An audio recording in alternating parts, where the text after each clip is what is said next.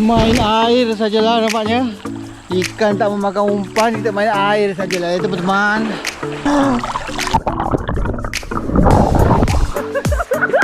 Melayang. Memang best sungai sini. Jadi tak datang mancing, datang mandi pun okey ni. Sungguh enak. Harus laju.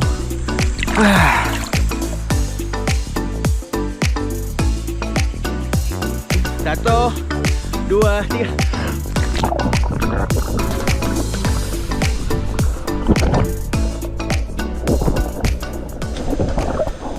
Penat dah casting, bermain air, meranduk-randuk, tengok tu budak-budak tu. Helmi mengcasting tapi best sungai ni. Berpotensi. Tu dia macam beruang dah dalam air tu. Yang amat-amat dalam. Dahsyat.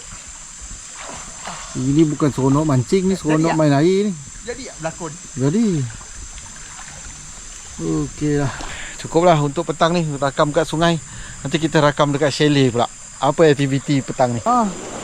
Okay, kita akan menyeberang beramai-ramai. Arus punya laju woi. Batu licin. Kita nak balik ke chalet.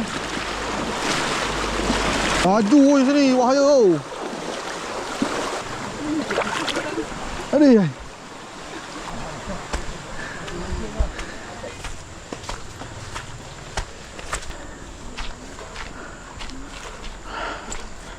Alhamdulillah. Itu dia teman-teman.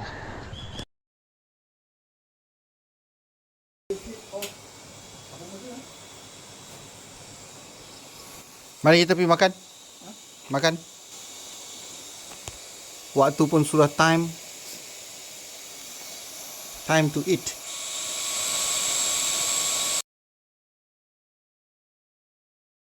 Si Haikal dah dapat ikan Ini baung combat baung combat, baung pisang Ini biasalah di kawasan berjeram ni.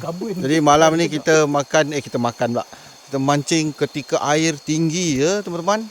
Kami mancing jugalah, tapi yang penting si budak ini sudah pun dapat. Hujan semakin lebat nampaknya, tapi si budak 2 orang ni masih lagi gigih nak memancing di dalam keadaan yang sukar macam ni. Air naik nampak betul mendadak air naik ni. Saya nak balik ke bilik sajalah. Sekarang pun dah pukul 1 dah ni. Hujan pula malam ni, apa boleh buat. Sambung esok pula.